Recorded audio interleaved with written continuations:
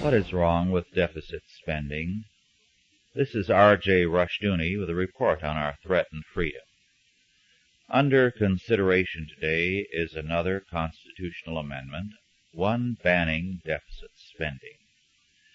The amendment would require that federal spending equal revenues and that federal expenditures cannot grow at a rate greater than the gross national product. The proposed amendment has been attacked by one of America's major newspapers as trivializing the Constitution. The purpose of the proposed amendment is to extend the Bill of Rights to cover our economic rights, to prevent the federal government from passing confiscatory taxes. There is also the matter of common sense.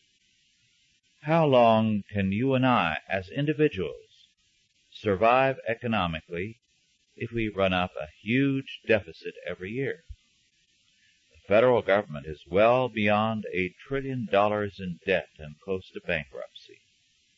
Social Security is in serious trouble, and so are other programs. At the same time, Congress has passed the highest budgets in history, and we are seeing also our largest deficits. Common sense should tell us that sooner or later a day of reckoning comes for all reckless debtors, whether they be persons or nations.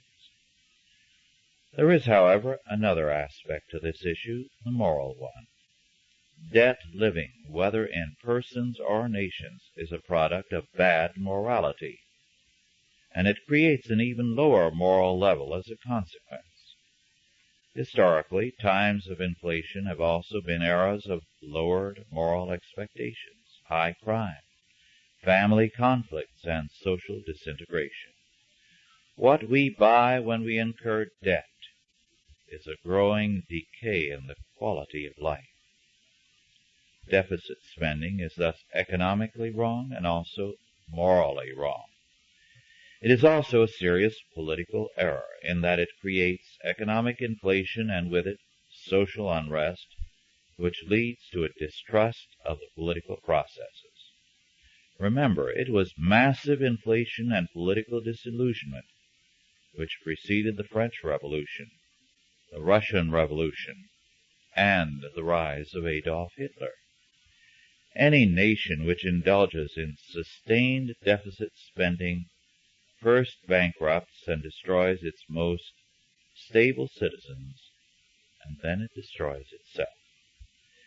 An amendment thus to forbid deficit spending by the federal government is a necessary step, and one towards the survival of our form of government and of freedom. This has been R.J. Rushdoony with a report on our threatened freedom.